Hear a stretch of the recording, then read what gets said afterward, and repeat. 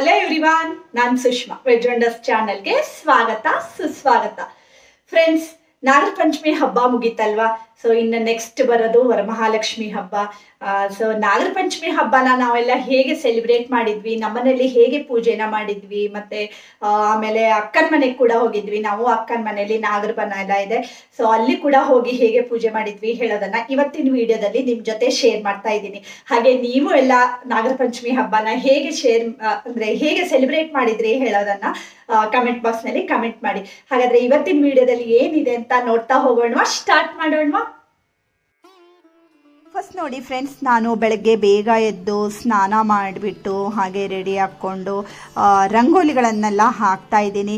ನಿನ್ನೆ ವಿಡಿಯೋದಲ್ಲಿ ನೀವು ನೋಡಿರ್ಬೋದು ಫ್ರೆಂಡ್ಸ್, ನಾನು ಒಂದೆರಡು ಹಾವಿನ ರಂಗೋಲಿಗಳನ್ನು ಕೂಡ ನಿಮಗೆ ತೋರಿಸ್ಕೊಟ್ಟಿದ್ದೀನಿ.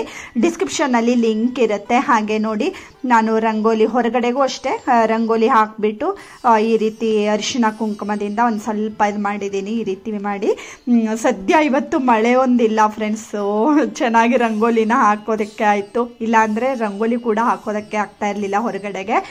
ಮತ್ತೆ ನೋಡಿ, ದೇವ್ರ ಮನೆಯಲ್ಲಿ ಅಂದರೆ ಪೂಜೆ ಮಾಡೋದಕ್ಕೋಸ್ಕರ ನಾನೊಂದು ಆರತಿ ತಾಟನ್ನು ಕೂಡ ರೆಡಿ ಮಾಡ್ತಾ ಇದ್ದೀನಿ.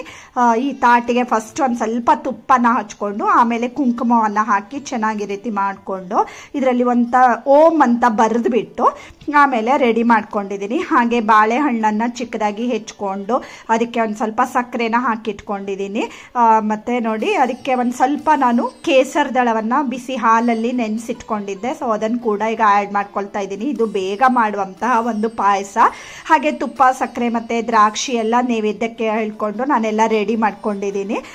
ಹಾಗೆ ಹಾವಿಗೆ ಹಾಲು ಎರಿಬೇಕಲ್ವಾ, ಸೊ ಅದಕ್ಕೋಸ್ಕರ ನಾನೀಗ ಒಂದು ಬೆಳ್ಳಿ ತಟ್ಟೆಗೆ ಹಾಲನ್ನು ಹಾಕ್ಕೊಂಡಿದ್ದೀನಿ. ಈಗ ನೋಡಿ, ಬಾಳೆಹಣ್ಣಿನ ಪಾಯಸ, ಹಾಲು, ತುಪ್ಪ, ಸಕ್ಕರೆ ಮತ್ತು ದ್ರಾಕ್ಷಿ ಇದೆಲ್ಲ ರೆಡಿ ಮಾಡ್ಕೊಂಡಿದ್ದೀನಿ. ಚೆನ್ನಾಗಿ ಪಾಯಸನ ಒಂದ್ಸರಿ ಮಿಕ್ಸ್ ಮಾಡ್ಕೊಳ್ತಾ ಇದ್ದೀನಿ. ಆ್ಯಕ್ಚುಲಿ ನಾನು ಬೇಗ ಆಗುತ್ತೆ ಅಂತ ಅಂದ್ಬಿಟ್ಟು ಈ ಪಾಯಸನ ಮಾಡಿದ್ದೀನಿ. ನಾವು ಮನೆಯಲ್ಲೆಲ್ಲ ಪೂಜೆ ಎಲ್ಲ ಮುಗಿಸ್ಕೊಂಡು ಎಲ್ಲ ಮಾಡಿಕೊಂಡು ಆಮೇಲೆ ಅಕ್ಕನ ಮನೆಗೆ ಹೋಗ್ತಾ ಇದ್ದೀವಿ ಇವತ್ತು. ಅಲ್ಲಿ ನಾಗರ ಬನ ಎಲ್ಲ ಇದೆ ಫ್ರೆಂಡ್ಸ್, ಅಲ್ಲಿ ಹೋಗಿ ಪೂಜೆ ಮಾಡ್ಕೊಂಡು ಬರ್ತಾರೆ.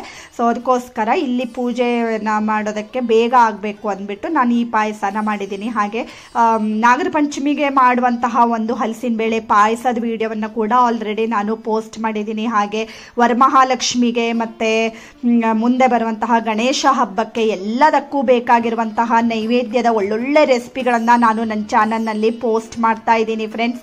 ನೀವೇನಾದರೂ ಫಸ್ಟ್ ಟೈಮ್ ನನ್ನ ಚಾನಲ್ನ ನೋಡ್ತಾ ಇದ್ರೆ ಸಬ್ಸ್ಕ್ರೈಬ್ ಮಾಡ್ಕೊಳ್ಳಿ. ಹಾಗೆ ನೋಡಿ, ದೀಪಗಳನ್ನೆಲ್ಲ ಹಚ್ಬಿಟ್ಟು ಚೆನ್ನಾಗಿ ಎಲ್ಲ ಅಲಂಕಾರ ಎಲ್ಲ ಮಾಡಿಬಿಟ್ಟು ನಾನು ಒಂದು ಸ್ವಲ್ಪ ಹೊತ್ತು ಭಜನೆನ ಮಾಡಿದೆ. ಆಮೇಲೆ ರಾಜೋತ್ರ ಪೂಜೆ ಮಾಡೋದಕ್ಕೆ ಬನ್ನಿ ಅಂತ ಹೇಳಿದೆ. ಫಸ್ಟೇ ನಾನು ಒಂದು ಸ್ವಲ್ಪ ಹೊತ್ತು ದೇವ್ರ ಮನೇಲಿ ಕೂತ್ಕೊಂಡು, ಇವತ್ತು ಶುಕ್ರವಾರ ಬೇರೆ ಇತ್ತಲ್ವಾ, ಸೊ ಶ್ರಾವಣ ಶುಕ್ರವಾರ ನನಗೆ ಪೂಜೆಗಳೆಲ್ಲ ಸುಮಾರಷ್ಟು ಇದ್ವು, ಅದನ್ನೆಲ್ಲ ಮುಗಿಸ್ಕೊಂಡಿದ್ದೀನಿ. ಆಮೇಲೆ ನೋಡಿ, ರಾಜೋರು ಪೂಜೆ ಮಾಡೋದಕ್ಕೆ ಬಂದಿದ್ದಾರೆ. ಹಾವಿಗೆ ಹಾಲನ್ನು ಎರಿತಾ ಇದ್ದಾರೆ. ಒಂದು ಚಿಕ್ಕದ ಬೆಳ್ಳಿ ನಾಗರ ಇದೆ ನಮ್ಮ ಮನೇಲಿ, ಸೊ ಅದಕ್ಕೇನೆ ಈಗ ಹಾಲನ್ನು ಎರೆದ್ಬಿಟ್ಟು ಪೂಜೆ ಎಲ್ಲ ಮಾಡಿ ರಾಜೋರು ಪೂಜೆ ಮಾಡ್ತಾ ಇದ್ದಾರೆ. ಪ್ರತಿ ವರ್ಷ ಅಪ್ಪ ಅವರು ಮಾಡ್ತಾ ಇದ್ರು, ಸೊ ಅವ್ರಿಗೆ ಸ್ವಲ್ಪ ಹೆಲ್ತ್ ಇಶ್ಯೂ ಇತ್ತು ಅಂದ್ಬಿಟ್ಟು ಅವ್ರೀಗ ಇವತ್ತು ರಾಜು ಅವರು ಪೂಜೆ ಮಾಡ್ತಾ ಇದ್ದಾರೆ. ಹಾಗೆ ನೋಡಿ, ಪೂಜೆ ಎಲ್ಲ ಮಾಡ್ತಾ ಇದ್ದೀವಿ. ಹಾಗೆ ನೈವೇದ್ಯ, ಮಂಗಳ ಆರತಿ ಎಲ್ಲ ಮಾಡ್ತಾ ಇದ್ದೀವಿ ಈಗ.